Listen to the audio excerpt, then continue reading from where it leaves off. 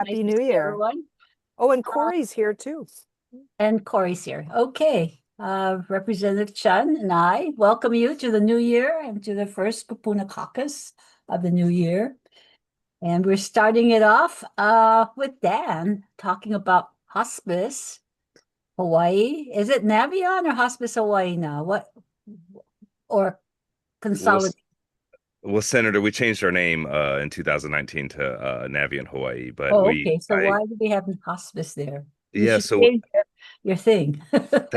thank you for inviting us. I actually invited a few of my friends who are the most passionate and successful palliative and hospice care professionals in Hawaii to join me to talk about palliative care. Okay. So we're going to be talking today about the value of palliative care in Hawaii. And first, Dr. Daniel Fishberg is going to start. All of you all know Dr. Fishberg. He's the medical director of pain and palliative at the Queen's Medical System. He's going to start by just kind of giving an overview of the history of palliative care in Hawaii. Brenda Ho's on the call. She's the chief executive officer at Hawaii Care Choices, formerly Hilo Hospice. And she's going to be talking about what palliative care is and how we deliver it in the state. And then I'm going to be speaking about the future of palliative care and care models and some of the things that's coming with value-based care. And then Jeanette Kojan, who's the executive director of Kupuna, she's going to be talking about resources associated with palliative care in the community. So Dr. Fishberg, if you want to kick it off. Thank you very much, Dan.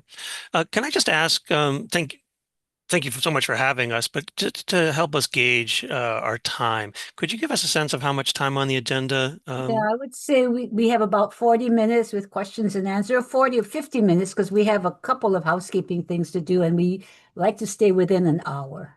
Oh, okay, well, that's very generous. All right, thank you. Um, so I thought it might be helpful just to start. I never really assume that everybody has a complete understanding of what palliative care is. It's not care of the palate. It's not dental care. Mhm. It's actually specialized medical care for people living with serious illness. And it's really designed to prevent the pain, symptoms, and distress that are associated with a serious illness. The goal is the best possible quality of life for the patient and their family. And palliative care, and this is a key distinction of it from hospice, palliative care is delivered early on, along with all other curative or life-prolonging treatments. Hospice is actually a very specialized part of palliative care that's designed to address all of those issues about pain, distress, and everything, but in the last chapter of life. And it's really focused on, people who have perhaps 6 months or less to live, whereas palliative care, people can be pursuing a cure, and some people getting palliative care will be cured and live decades. Some people may be at the beginning of a serious illness that might lead to hospice care, but the goal with palliative care is to get things upstream. And I think what we're really here to talk about is how Hawaii, in many ways, is sort of leading the nation in this form of palliative care.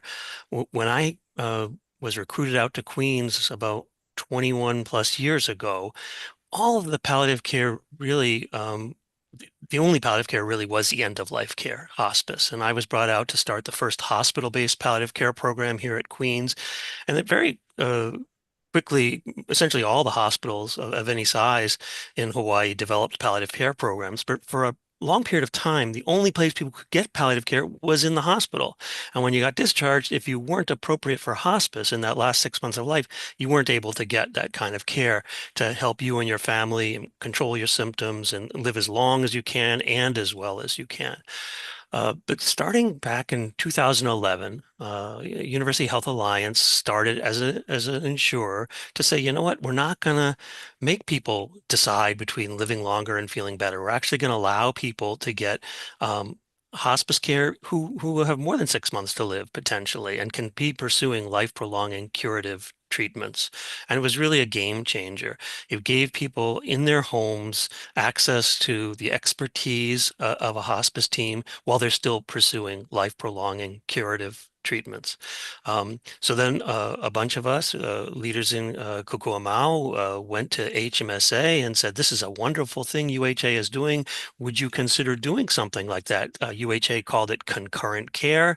And we had really wonderful leaders at HMSA who were very progressive and wanted to develop something, Dr. Ray Seitz and Hilton Rathel, and they developed a supportive care benefit for HMSA, which was very similar and allowed people to access palliative care while they're pursuing life-prolonging treatment.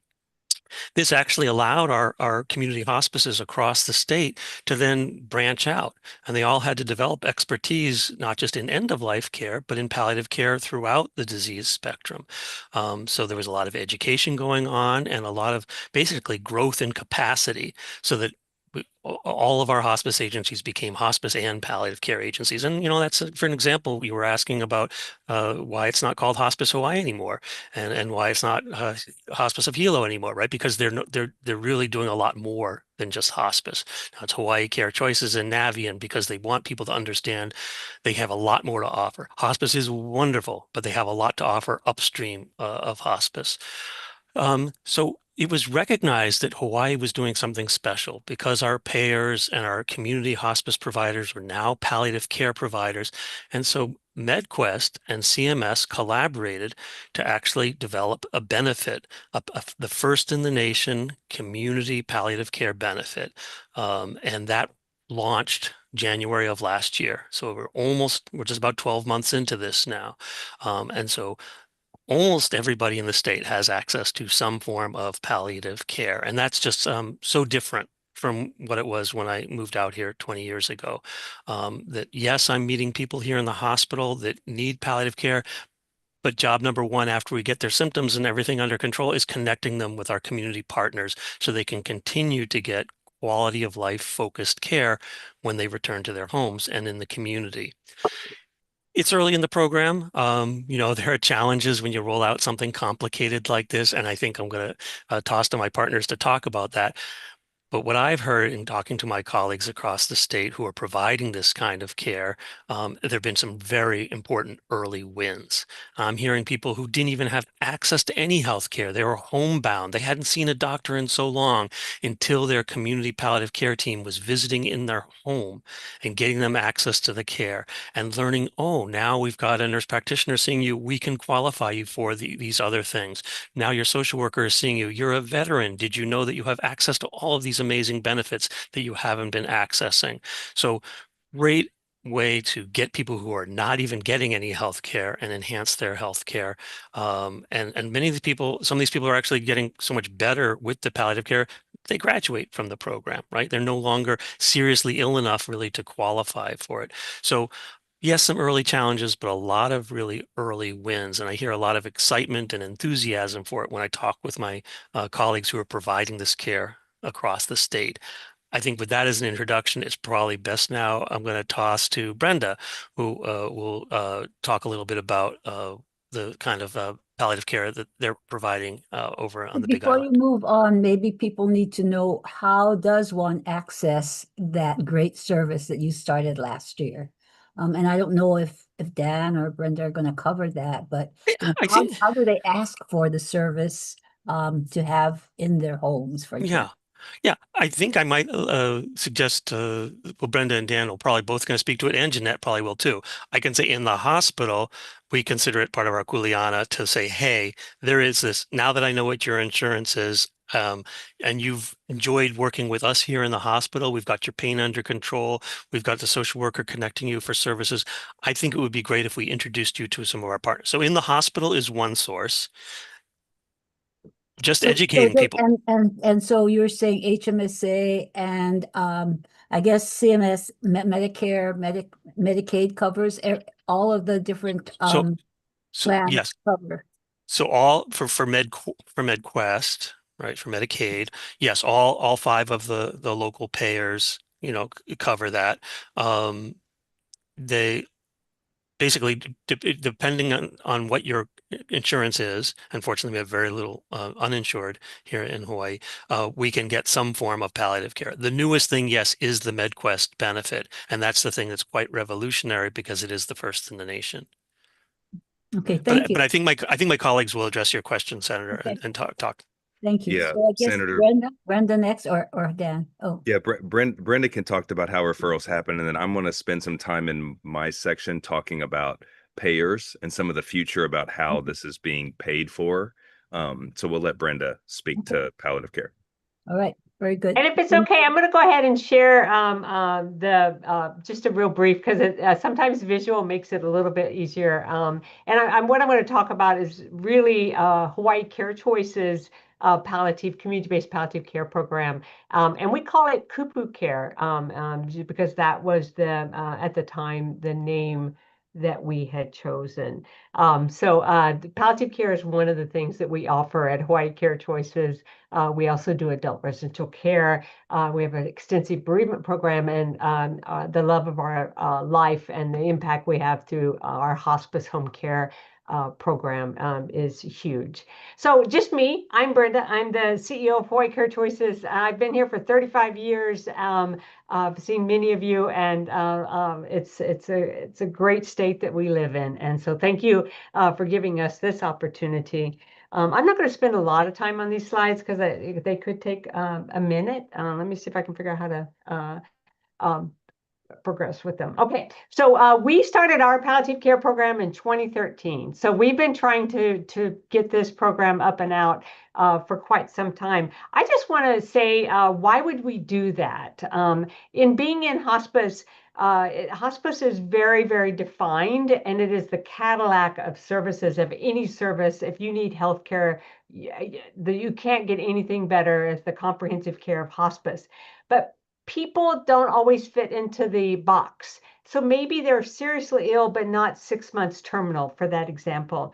So people would call me and say, I'm still getting chemotherapy, so I can't get into hospice. Can you help me? Or people are not, they're not as sick, or they're not terminal, or they're not this, and they just didn't fit into the box. So helping people through a few of those stories, I'm just like, we've got to do something to get pain and symptom management to these people and get this coordination of care. The fragmented, siloed healthcare that we have, it is what we have, but how do we connect the dots? Palliative care does that. So I'm just going to talk about this a little bit. I do want to mention that we have a Hawaii Palliative and Hospice Care Collaborative that we're have formed and that we're expanding, and really focused on palliative care across the state through this opportunity. Let's see if I can get this to go. Please go.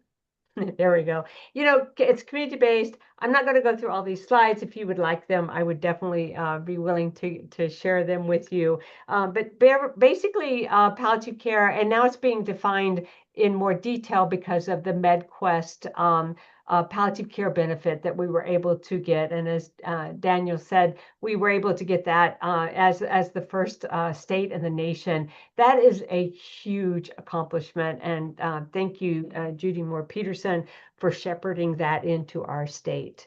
But we're looking at pain management, symptom management, medication management, support for the families. I don't know if you've had anybody that's had a serious illness diagnosis. Your life and your loved one's life changes immediately. How do we help our people through that? And I think palliative care is the best kept secret, much like hospice care is. And I think we've got to figure out how to get it out there for a lot of reasons. But some of these I'm going to show you here in just a second. So what happens? What do we provide? Better relief from symptoms, fewer ER hospital visits, emotional and spiritual well-being. We're focused on not just the disease, not just what's happening to you at this moment, not just the cure and the symptoms that come from that. We're really looking at you as an individual and how this is impacting you and your family, and walking you with you or beside you as you go through that. Improved communication across the healthcare system, better care planning. Did you get offered, and did someone tell you exactly what's going on with you? Did somebody tell you what your options are? Or are you just kind of going along with what what your healthcare decision makers might be making without truly giving you the opportunity to understand? And then where's care delivered? Where's the best place? And most people want to stay home. And in their communities, and so we really help people make that happen. So it's really easy to get started. We can get a referral from your health plan, your doctor, you, your neighbor, yourself, if you have anybody that's been newly diagnosed with a disease and they're just struggling with, oh my God, what is this doing to me? Call a hospice, call a palliative care program, because we're probably going to know what to do and how to help you. Then we're going to connect with you. Once we get that first connection by your health plan coordinator, by your doctor, or any of your specialists that you're seeing, and or you yourself, we will start that process of getting the information we need and getting you connected to the palliative care provider. And during the visit, what you can expect is we have a team of folks that will come in. We have providers, APRNs that can write prescriptions and do assessments. We have specially trained RNs. We have LCS, licensed provider social workers. We have child specialists because we do pediatrics all the way through the aging process. It is very, very extensive what we offer. And then together, we work with you together. We become a partner with you, the patient and your family. What is it that you want? What do you not understand? Let's go to the doctor's office with you, and we can help you understand and decipher sometimes what that doctor told you. So this is our team here at Hawaii Care Choices. This is the same team that a lot of our palliative care providers use. We have a manager, we have nurse practitioners, as I said, registered nurses, medical assistants that you'll see in doctor's offices that help us coordinate this care. We have social workers, grief counselors, child life specialists. We have billing specialists that help get connected. So it's a great team that we offer here in East Hawaii. Again, this is duplicated, and Dan's program at Navient also has a pretty similar, if not exactly the same team as we do. I want to show you and introduce you, and this is where I just want to really catch your attention, is the power of our community catch.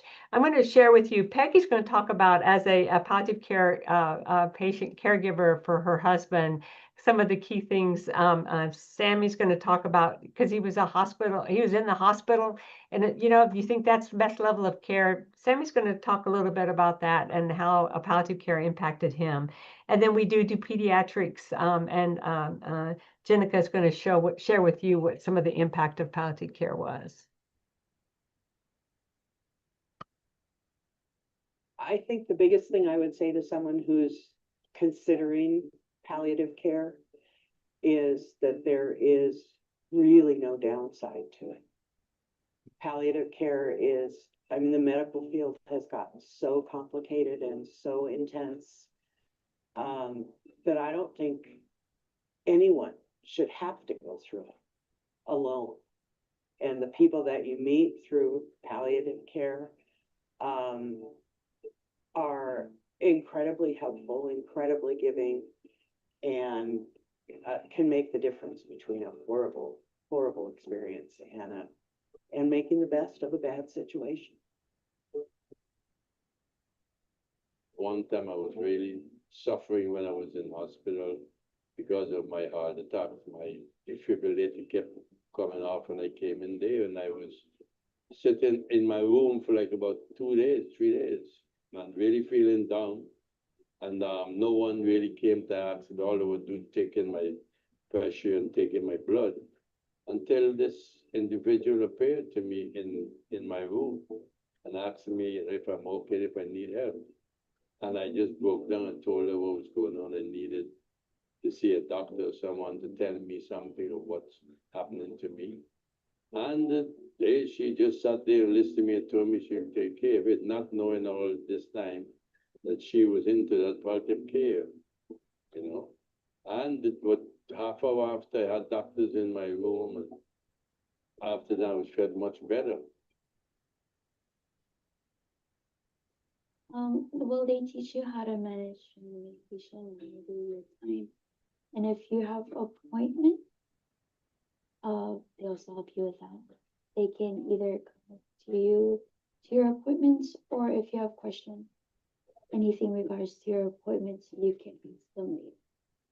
Have your visits to the hospital reduced? Yes, usually I would be great.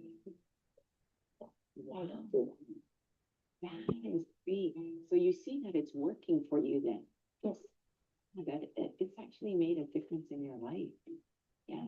What would you say about your quality of life? It's getting better. I'm able to go out more. I'm not as tired, so I'm always in the pen.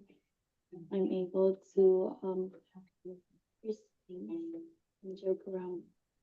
That's great. More normal life, yeah. Yes.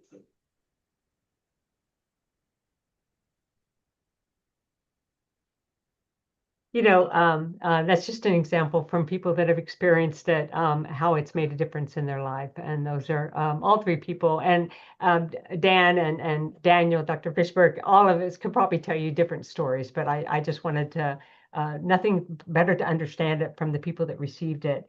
But, we talk about value in healthcare, and basically palliative care brings value.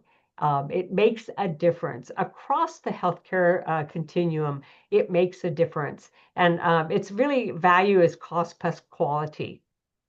And I would say if you just look at cost, and we did a study between 2022 and 2024 with Hilo Medical Center, because obviously we're here in the East Side. When folks came into our Kupu Care program, we were able to drop those visits by 37% of their need for ER.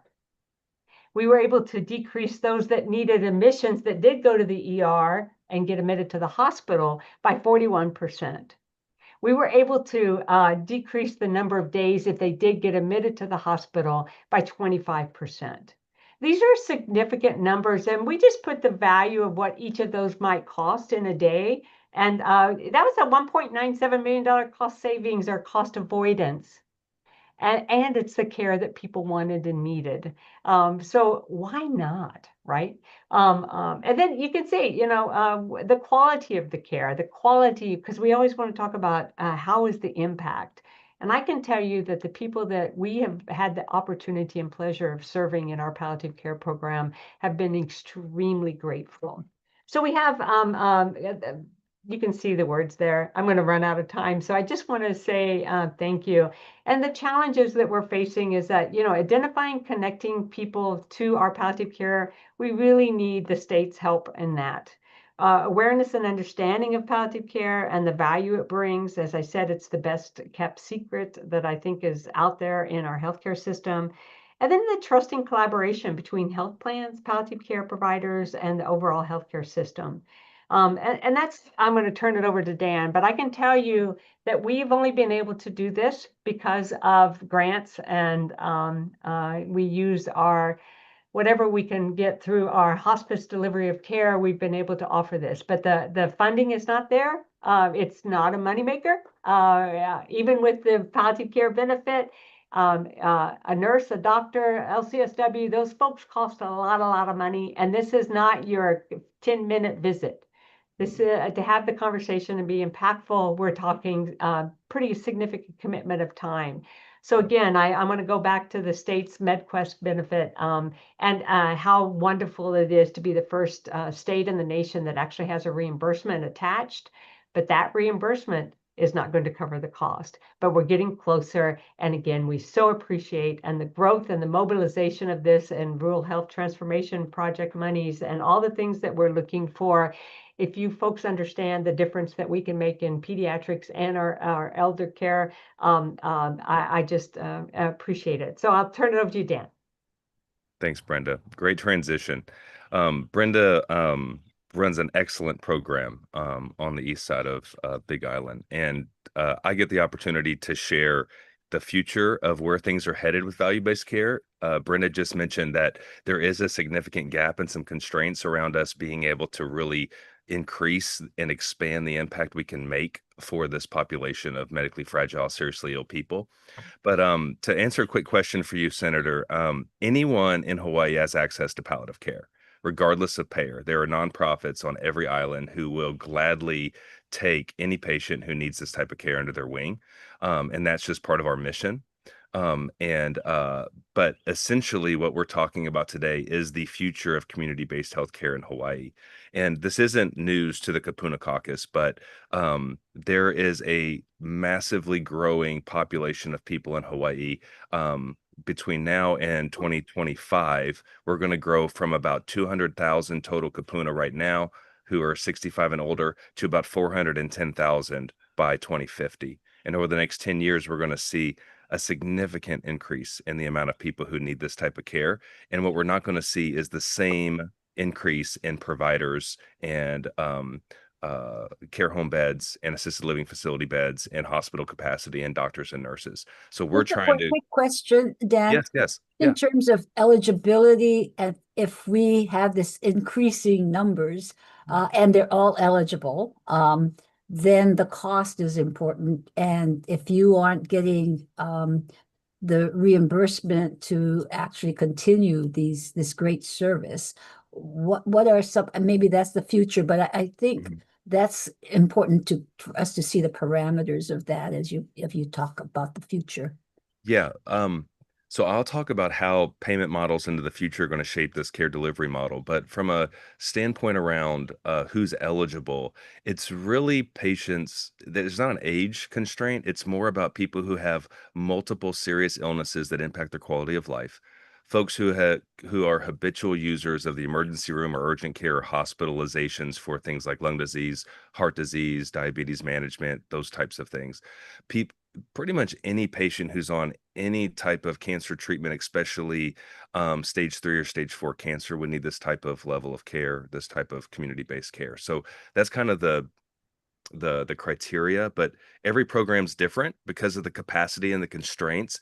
Some programs offer much broader eligibility criteria. Some are much more strict on their eligibility criteria. So I wish I could tell you a specific type of people, but I would say folks who repeatedly go to the hospital, who have multiple medical problems, who struggle with quality of life issues, they need to have community-based palliative care. Um, and this isn't just for Kupuna. Like right now, we have 20 kids in our palliative care program who are medically fragile and need palliative care. There are people of all ages who need palliative care. So it's not just for Kupuna, but the majority of people who need this type of serious illness care are Kupuna.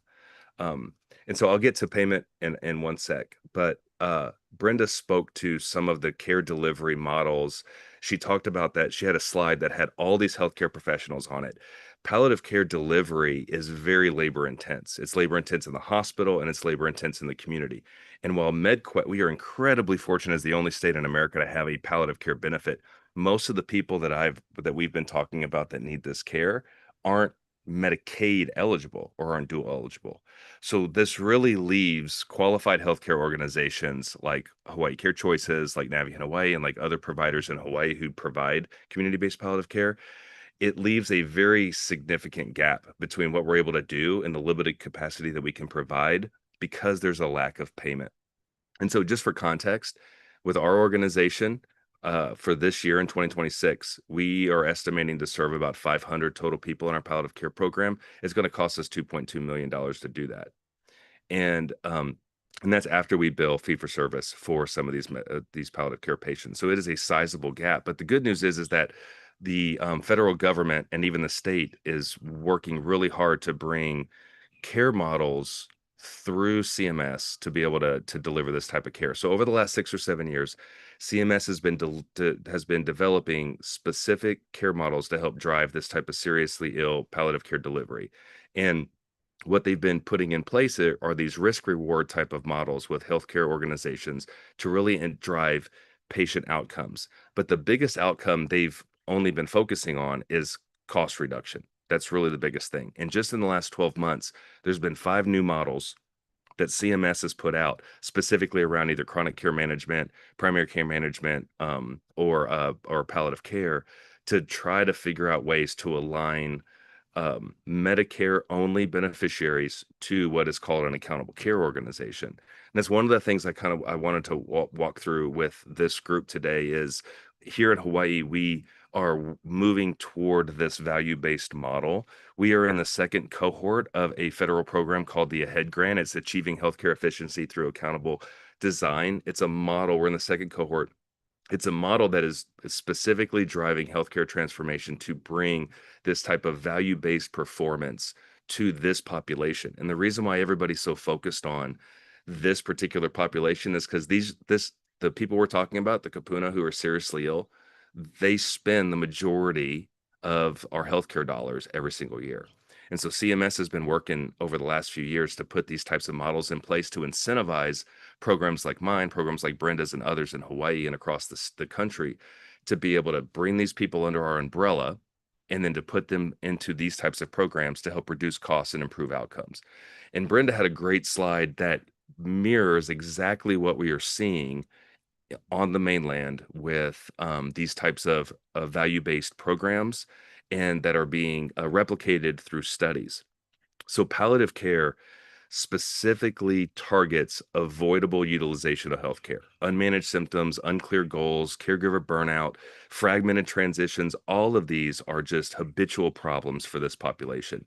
And so these accountable care organizations that have been developed are designed to coordinate this high quality care and avoid this unnecessary duplication of services. And what Brenda's doing, what we're doing, and others, these palliative care teams are operationalizing this for this population.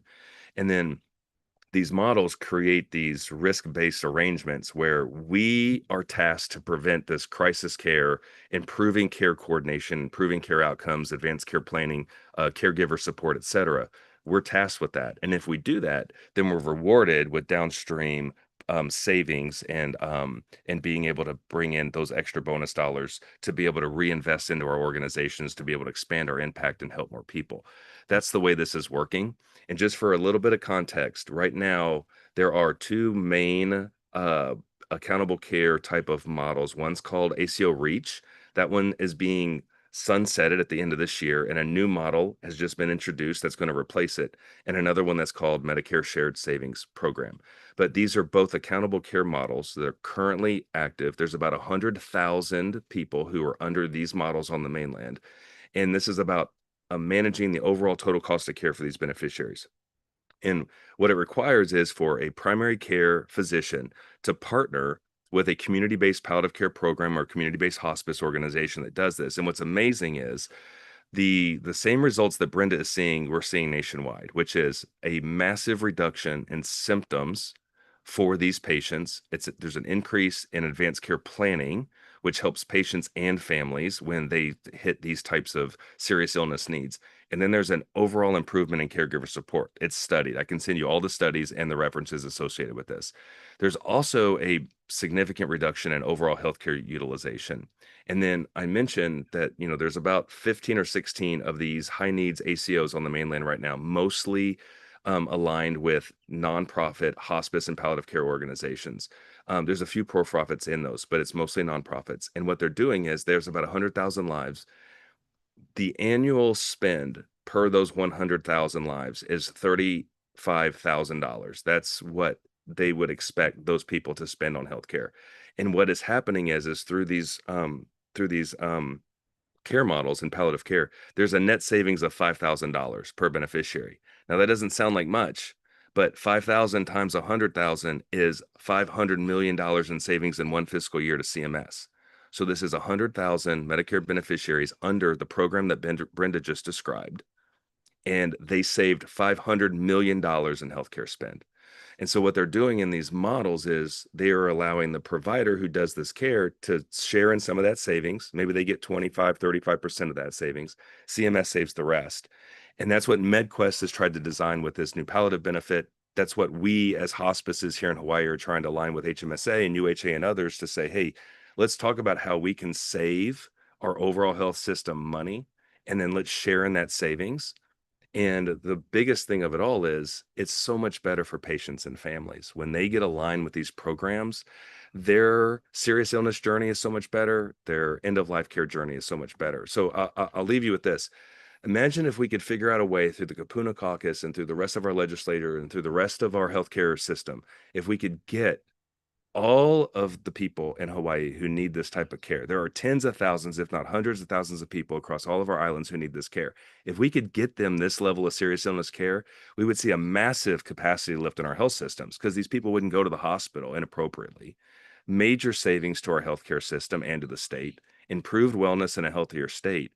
But in order for us to do that, we've got to have more access to these types of venues. more access to the Kupuna Caucus, more access to tables that are making these types of decisions. So I want to thank you, Senator. I want to thank you, Representative Chun, for allowing us to have this conversation with you guys, to hear what we're doing. This is the future of healthcare across America. It is desperately needed in the state of Hawaii. There are providers who've been doing this for 50 years, and we're committed to still doing it for another 50 years, whether we get paid for it or not. But the impact we could make if we were able to share in these savings would be exponential. So with that, I'll say I'm going to pass it to Jeanette. She's going to talk about the resources that are available today and how we can get people connected to what we're doing. Just one moment, Dan. So Yeah. the ACOs, you're saying that right now, even with MedQuest, the providers aren't getting the reimbursement for the actual expenditures. With this ACO, would it give you the payments that would be what their needs are in terms of the services provided, or are you still running on your current model in terms of being underfunded? Senator, that's a difficult question to answer. First, MedQuest and the MedQuest benefit is an exceptional benefit. It is not enough to cover the cost of care for what we're talking about doing. When it comes to the ACOs, it depends on your agreement, and it depends on what accountable care organization you align with, and it depends how good your benchmarks are. I don't think there's a hospice out there doing this that wants to make money on it. I just think if we could figure out a way to do a kind of a per beneficiary per month or a per year per beneficiary type of model that just breaks even, that there would be we would all dance for joy. And so right now, there's not a very clear path forward for palliative care that makes us all whole. The difference for all of us is that we provide hospice care, and earlier access to palliative care is earlier access to hospice care, and earlier access to hospice care is more net income and more revenue into your hospice, which allows you to then in turn take that net income through your hospice business and put it back into palliative care. So So is the AHEAD grant that you're part of with, I guess it's shipped up, but yes. is that giving you I'm trying to get at how much does it really cost? I mean, that's the question basically. And how do we look at that? I think it's the high cost up front, but over time, as you say, you're saving money, but that figure would be very important for the legislature to see. It would be, but it's a moving target, unfortunately. And that's what all these models are for. That's why MedQuest is continuing to refine these models. That's why the REACH model just got sunsetted for the end of 2026. And we're going to be having a lead model coming into 2027. They haven't honed it in perfectly. So there's not a good answer. The best answer is everybody's trying to make providers who do this whole. There's just not a good answer to what that number is yet, unfortunately. Well, So we served about 450 people in our palliative care program last year, and we lost $500,000. But that's not as bad as previous because we had some of the money that we were starting to get some reimbursement from the MedQuest. So it's also an economy of scale when you look at the a comprehensive package of care, and we're able to deliver care like in the hospice model where we get an amount per patient that we're serving. That really helps us do better care because we can have community health workers, CNAs, we can have the non-physician and that high-level provider going out and delivering care. In the fee-for-service right now in the Medicare, if I provide palliative care, I have to provide it under fee-for-service. So my provider goes out and to the patient's home or with the doctor and so forth.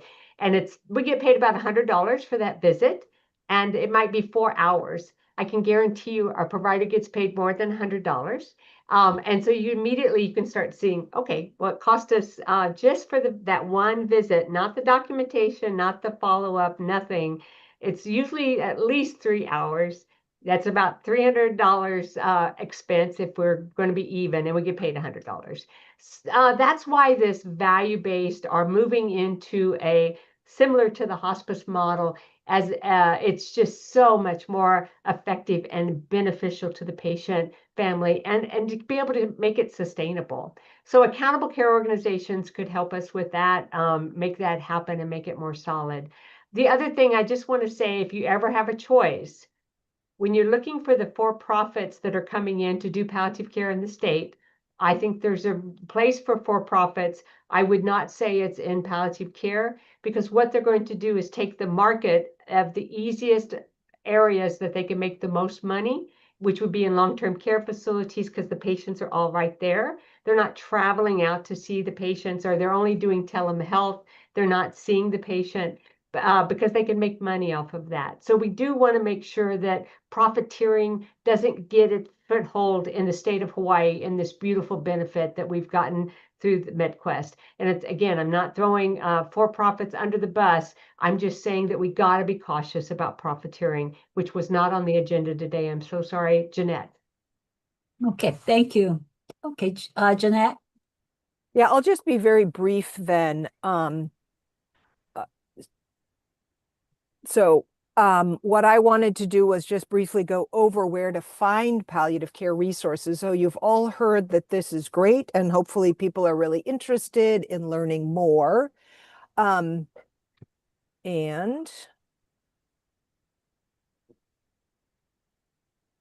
just also, check out Kokua. We have great resources. We are a statewide entity that tries to support all of the groups that you've been talking about. I think people may have heard about us. We started back in the Office on Aging 26 years ago and have really expanded to try to cover all sorts of groups that are interested in this continuum of care, and palliative care is certainly one of those. So we've mentioned today the new palliative care benefit from MedQuest, where there is a webinar series we did last year.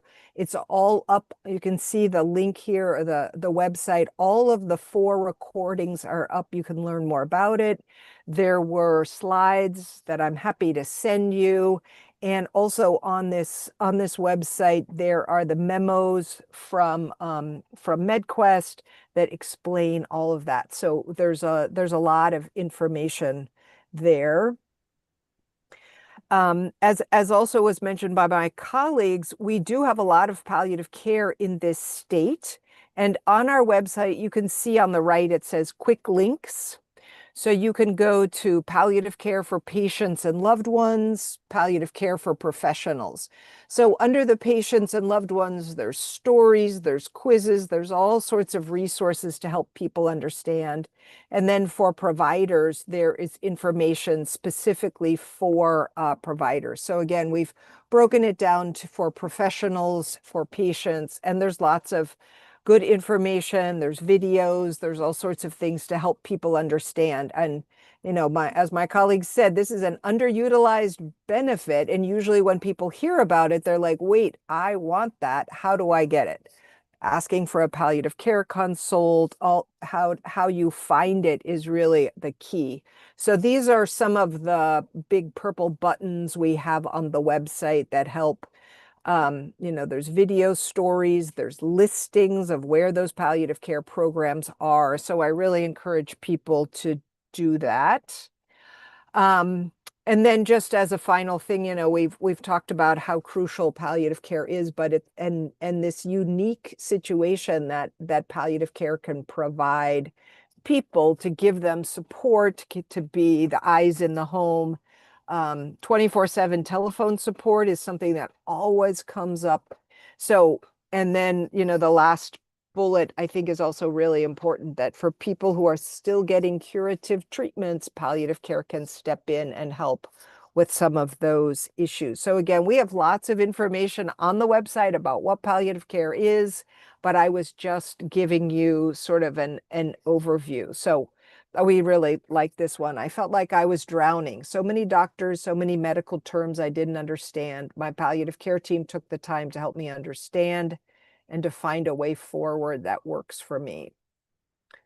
So I'll move forward and say, please contact me. Happy to help. And One thing I did want to say, Senator Morawaki, all 5 of the MedQuest plans must provide this service. It is part of the amendment to the state plan, so it is mandatory.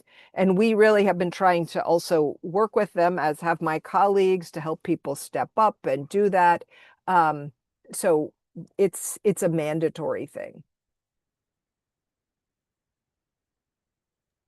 Okay, great. Thank you. I want to just thank you so much, all of you. I think we've better informed more than we knew before, and we're so happy that now you have a little bit of funding so that we can expand this great service. I just want to see if anybody in the audience has any questions. No, I don't see anyone raise their hands. Do I see anybody? No. Okay, I think you covered everything very fully, so we really appreciate that. And let us know how your ahead grant is going, how all of your programs that you're starting up now, and keep in touch because we'd like to see how we can support what you're doing because I think it is, I mean, as a growing population, but growing older also have many more multiple needs. And if we can be more preventive on the front end, I think will make the quality of life, just really, really be something that everybody can look forward to in their latter years. So I thank you all very much for your care and what you're doing. One piece that we didn't mention, that you just sparked me to remember to say, one of the wonderful things about this new benefit is that it's seen as a preventative benefit.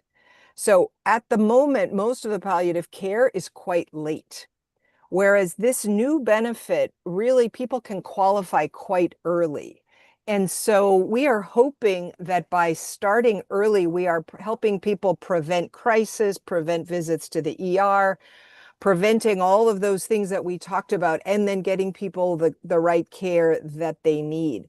So that's another really unique part about this. So really, if we could get people aware of palliative care, so I'm putting it out to this group. We love doing talks in the community, getting people talking about this and not wait and wait and wait, but think early. I had somebody talked to this morning. She said, oh, my grandmother's dementia is so much worse. We're having trouble moving her. And I said, oh, what kind of insurance does she have? Oh, she has MedQuest. Good news for you. There is a benefit that could help long before she would need, several ER visits or any of those things. So what we really need is people to be aware of this benefit, get people talking. And again, my suggestion is to call one of the agencies offering palliative care.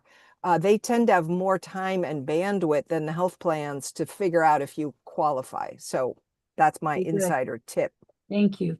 And maybe Jeanette, your slides, and Brenda, I think those are helpful. If you could send it to us, or if we have them already, then we could at least, not everybody's here. We've got 200 people plus in our Kokua console. So if we put it out there, maybe more people can share it with their network. So maybe you'll get more. Yeah, we're happy to share.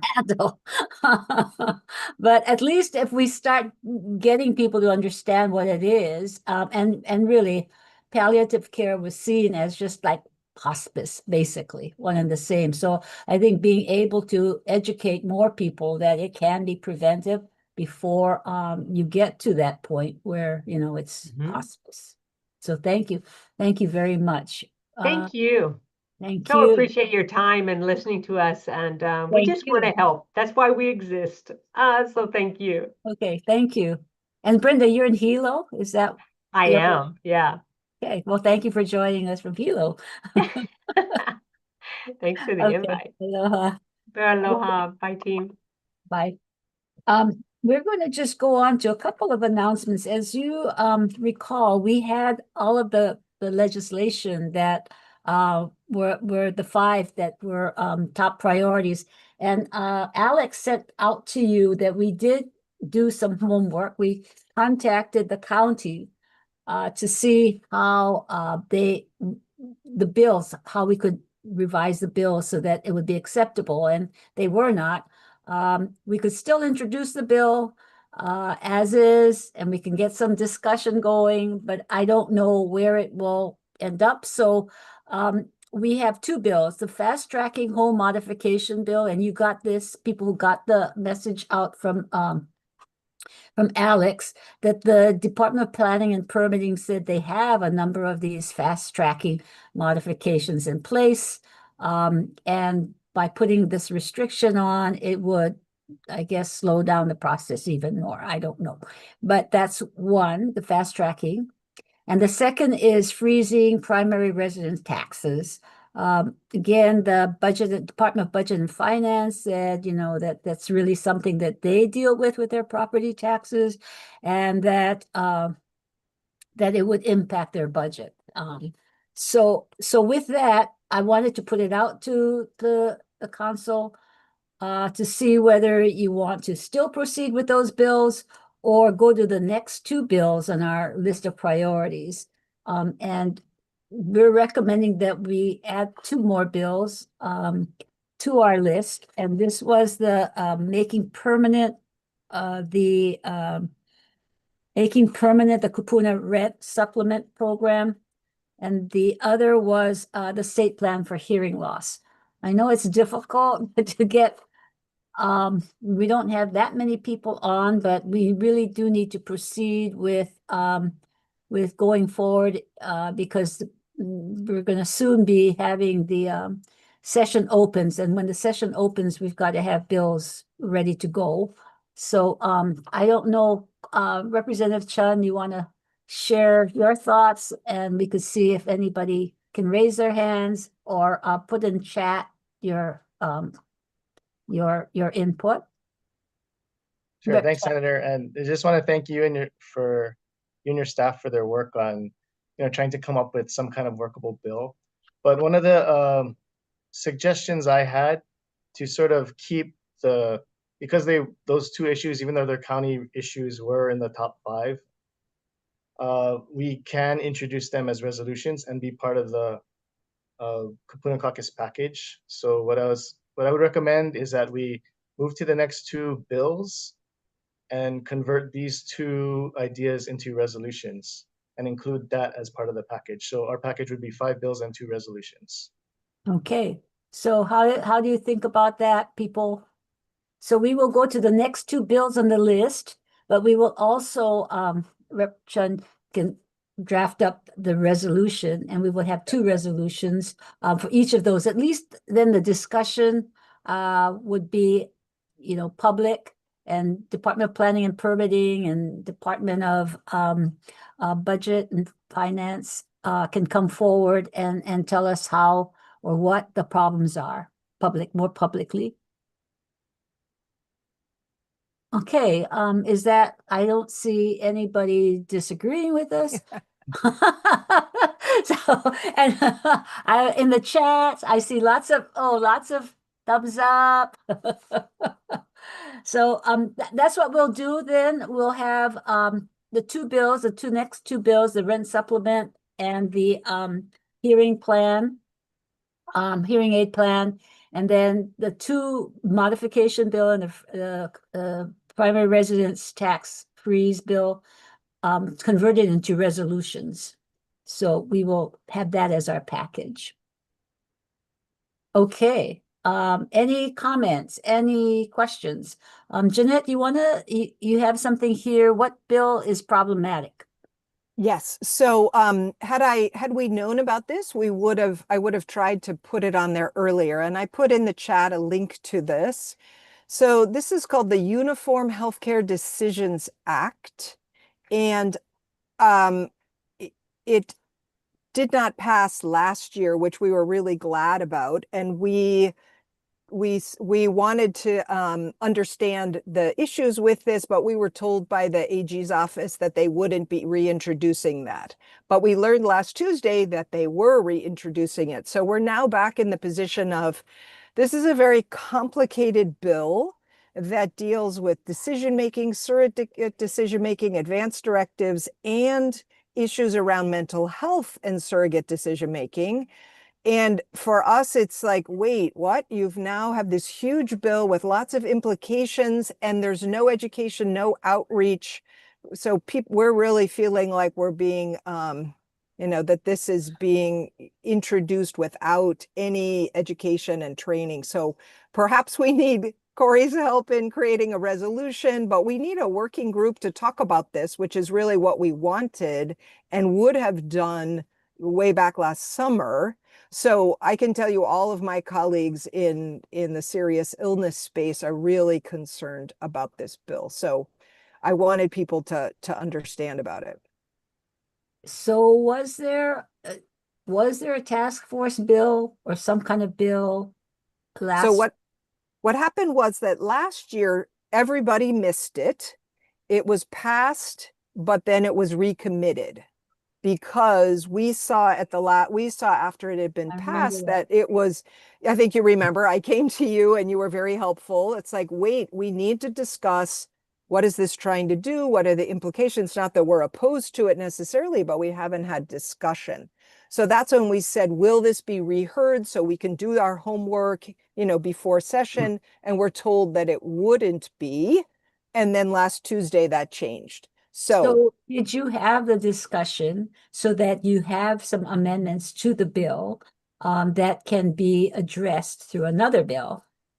To be honest with you, this is a very complicated bill, and I'm very uncomfortable with the ramifications and the breadth of what is supposed to be covered in the bill.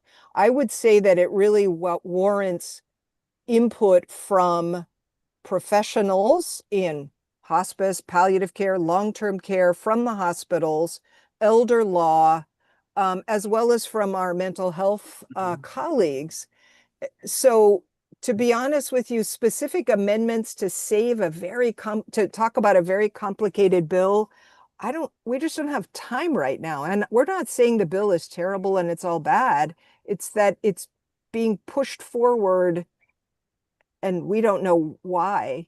I don't know that, why is the house on fire here? Yeah, so where have you heard that it's going to be reintroduced? So the governors, Dr. Champion, met with us on Tuesday, along with AG Lopez and some of the folks from her office, and then the Healthcare Association. So that's where we heard again about it. And I will say that the Healthcare Association saw it as a priority last year, but because we're told that it wouldn't be coming up, didn't form a task force to work on it like all the other bills they're working on. So again, it's Okay, like, well, why don't we do this? What do you suggest, Yeah, Senator? I think if you can have a group of who were concerned about it last year and come together, and maybe before the next meeting that you can come together and we could identify what the problems are, then maybe we could call a meeting with the AG and Dr. Champion and see what the problems are and whether they should proceed or not, or maybe turn it into a task force. And I don't like task forces because they tend to just take a long time to get people on the task force. And so if you can see what the problems are and at least conceptually looking at it, then we could try to see something happening with meeting with AG and Champion before they proceed too far with the bill. So I can certainly will be working on it over the next month, and I can update you on it. Yeah. And again, the Healthcare Association is looking at this and trying to as well. But AG Lopez said she wanted it to happen. But again, we haven't had any opportunity to have dialogue about it. That's the problem. So and I'll it do is that. the same bill. It is the same bill, SB Pretty much. 23. I put it in the chat, the link to it. We'll look into it. Thank you. I appreciate that. Yeah, well, we'll get back to you, and if need be, we could put it on agenda. I can say we're really worried. This is very disconcerting and really scary. I If you- remember Dr. Fishberg last year said, I don't even know how to discharge my patients if we Okay, don't change so something. if you So I'll can, stop. Jeanette, because you have, you know the content of this, and we're just going to be opening it up Yep. after we speak. Is just give conceptually, and maybe Dr. Fishberg as well, it's just 1, 2, 3, 4. Here's the real concerns with what this bill is. Very complex, but these are the major problems we see, Right. big time problems. do. Not, yeah. Okay. Okay. All right. Any other questions, comments? Lou is waving at you. Hello, Senator. Lou? Oh, Hey, Lou. Okay, Lou. yeah. I haven't. I'm not sure that I've met Jeanette before, but I remember the bill, and not everybody missed it. I testified against this bill all session long. I had some very specific issues in terms of mental health and waiving and people creating documents that waived their constitutional rights. This thing provided that you could basically create a document that says, I consent to being involuntarily medicated if I become incapacitated. And I was trying to argue that I don't think that if in that moment you don't want to be involuntarily medicated, they need to go to court and get a court order rather than just waiving this document around. So I had those concerns. Jim Peach wrote a whole article in the Bar Journal. So there's a lot of people that have concerns. It was kind of a big, messy, ugly, choppy bill, just visually. I've been, as you know, I've been working on legislation for a long, long time, and it was, the administration just kind of dumped it on everybody, like on the last day of bill intro day. There was no outreach to people, so people either didn't understand it or didn't like it. It was and yet somehow I eventually gave up fighting about it because it seemed like it was good to go and it was getting ready to pass. For some reason, it did get recommitted. I'm not quite sure why to this day. But We took some of the concerns forward, and so I I think guess that's why it was so. recommitted. But if Lou, you've got some concerns that you can add on, if you can connect with Jeanette and you folks come up Yeah, with the Ed, I can. concept, then I can check in with the AG, because the AG is pretty. I mean, I really think that she does listen to everyone and tries to come up with a solution that works. So if you can work together and send Yeah, forward to me what yeah. the I big don't think we issues know are. each other, but I'm with the Disability Rights Center. If you want to Okay, so contact me. can you contact Jeanette and you guys work on what are the major problems with that bill, and we can go from there. So Yeah. Lou, I put my email in the chat. And Oh, sorry, okay. Lou, what's your last name? Okay, it's Erdeshek, ERTES. Lou, why don't you put your email address there on Let's chat? see. How do I do that? Yeah. How do I do that? Because his is a hard. Oh, Jeanette, I can give it to you later. Yeah, we'll do that later. Okay. Yeah. All But right. thank you, Yeah. Lou. Okay, I but appreciate No, that. Senator knows how to get a hold of me. Yeah. Yeah, and so that you know, send Professor Peach, yes, he wrote a 15-page article about the concerns he has. And so Right. I've now tried to introduce Professor Peach to Healthcare Association. Anyway, it's Okay. been So you guys work on something and let me and we'll know. get back to you. Thank you. We're right Okay. Yeah. No, that's fine. Okay. 3:05. So hate to cut you off, but we like to stay within our hour. So I want to just wish everybody Happy New Year. Rep Chun, you want to say anything? Last words before we go? Nope. Just thanks everybody for joining us. Okay, thank you. Good Hello, talking to you all. everyone. We'll see you next month. Bye. Okay, thank you. Bye. Oh, next month Bye. is February 6th. February 6th. So if we had more time, Rep Chun, I would have said how much work you did on palliative care all those years ago. We formed that task force. So we had a task force, Sharon, that worked. A resolution and a task force, Oh, and good. people said, We oh my formed gosh, that. how did you guys get stuff done? And I Yes. said, Corey Chun. He was what made it happen, along with Lauren Kim. So I have only like this one example of how it really worked well and right before the pandemic. So I shout out to you. As I said, Corey Chun was super at that. Okay, great. So maybe Corey, you could do it again. Yeah.